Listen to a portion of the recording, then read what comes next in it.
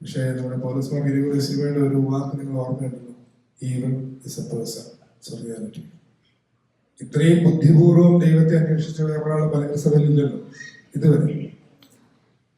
ലോജിക്കലായി ദൈവത്തെ അന്വേഷിച്ച പിതാക്കന്മാരിൽ ഒരാളാണ്, അടുത്ത കാലത്തുള്ള പിതാക്കന്മാരിലാണ് പൗലോസ് മാർ ഗ്രിഗോറിയോസ്. തിരുമേനി കൺക്ലൂഡ് ചെയ്തിരിക്കുന്നത് ഈവൻ ഇസ് എ പേഴ്സൺ. അപ്പൊ നമ്മൾ ചോദിക്കും, ഈ പുതിയ കാലത്ത് പിശാചുണ്ടോ?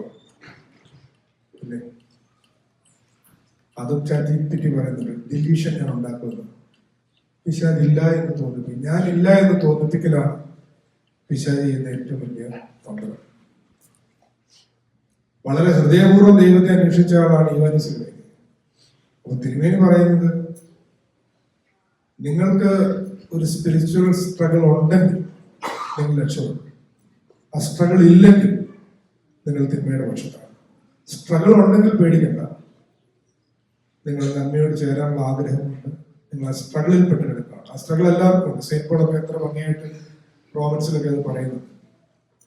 ഞാൻ ഇച്ഛിക്കുന്ന നന്മയല്ല ചെയ്യുന്നത് പറയുന്നു, ഇച്ഛിക്കാത്ത തിന്മയല്ല ചെയ്യുന്നത്. ആ സ്ട്രഗിൾ എല്ലാവർക്കും ഉണ്ട്. അതെല്ലാം ഏത് ലെവലിലുള്ള ആളുകൾക്കും ജീവിതത്തിലുള്ളതാണ്. ഈ പറയുന്ന ഒരു നന്മയും തിന്മയും നമ്മുടെ സംഘർഷം അതുണ്ടായിരിക്കണം, അത് നമ്മുടെ മരണം വരെ ഉണ്ടാവും. പക്ഷെ അതില്ലെങ്കിൽ നമ്മൾ സൂക്ഷിക്കണം.